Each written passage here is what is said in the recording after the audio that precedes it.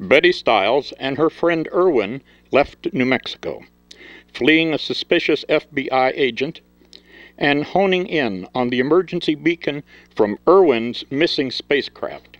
Okay. We left the diner in a hurry. Irwin let me drive. He had fixed up Jerry's old car. He put some kind of new engine in it. It ran, but it was a little hard to handle when we topped 200 miles per hour. Driving that fast was bad for the tires. The car just wasn't supposed to do that. Outside of Las Vegas, the tires went out, the car overheated, and the new engine stopped working. Irwin had built something called a gravitational vortex generator to power the car. He had to use parts that he could find around the diner to build it, so the car just finally imploded. Sometimes I wonder just where that car ended up. Everything Betty and Irwin owned had been in the car. They walked into Las Vegas with only the clothes on their backs and the contents of their pockets. Hot, thirsty, and broke. Irwin didn't seem to mind too much. He said the desert was much nicer than his home planet. And believe me, he wasn't kidding. Well, anyway, I had to get out of the heat, so we ended up in a casino. Irwin was curious about the games. I explained cards to him. I told him how to play. He caught on right away. In a few short hours, Irwin had amassed a fortune.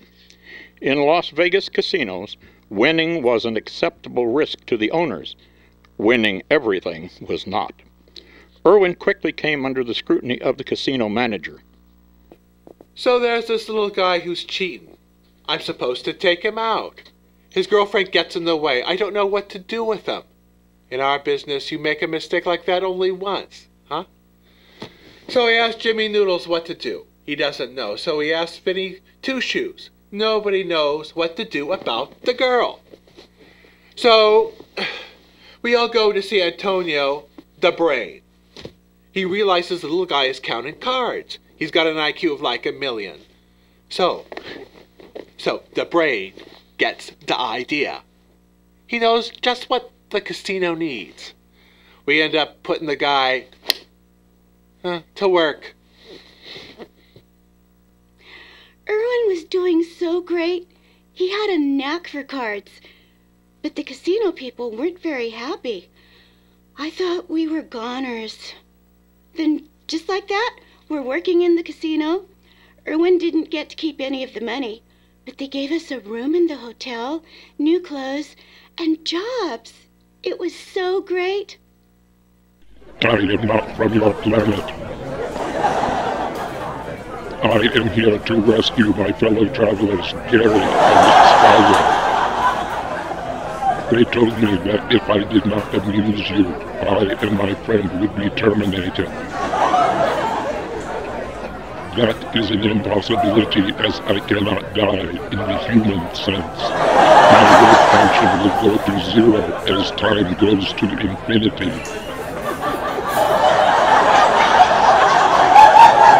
Thank you very much. Tip your waitress. You have been a wonderful audience.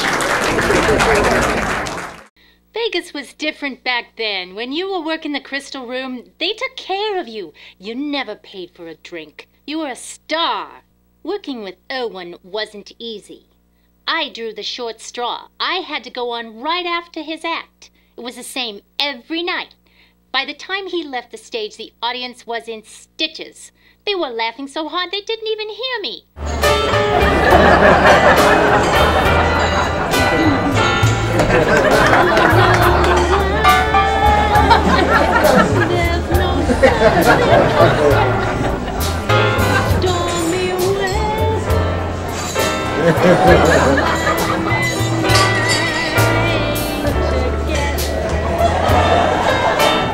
That was the beginning and the ending of my Las Vegas career. I had to leave town, but not before the wedding. Things were going great. One night, after the show, Irwin popped the question. We got married the next day.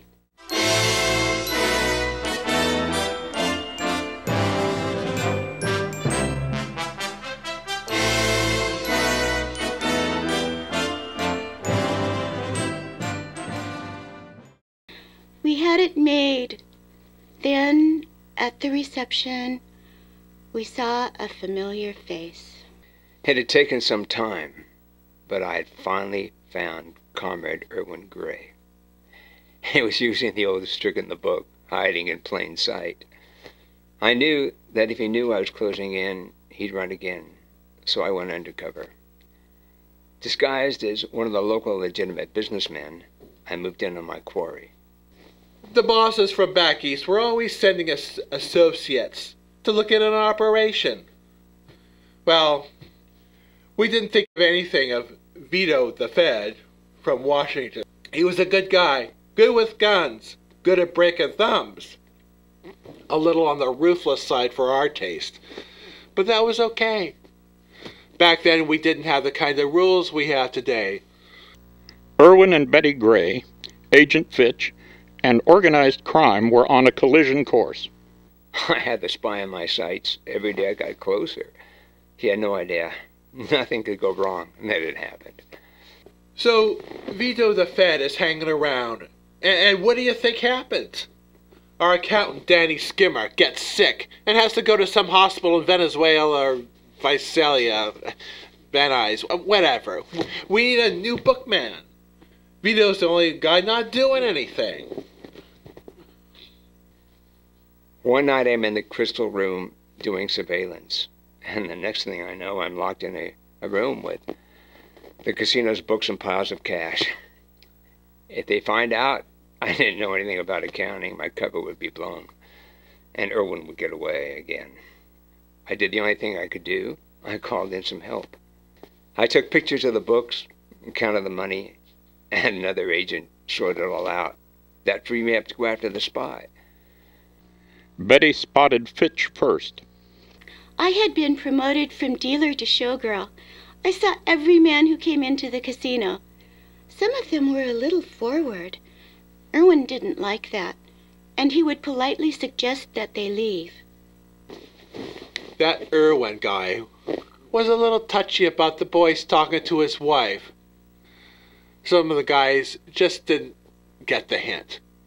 Some of the guys like Bobby No-Face, Legless Lou Spinoza, Mike Gaping Hole in His Chest Torelli, and Jojo Split in Half never worked in this town again.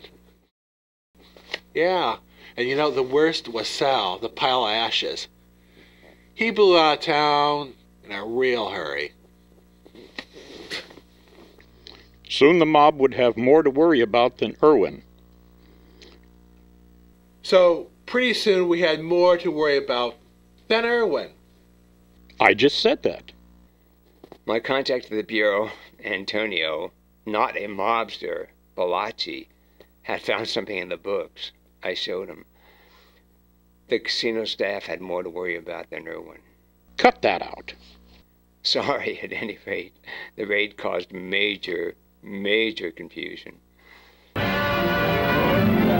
The nation's underworld gets the unwelcome spotlight of publicity as the Senate's Investigations Subcommittee begins new hearings on crime. By the time it was over, the casino staff was in custody, but Irwin and Betty Gray were gone.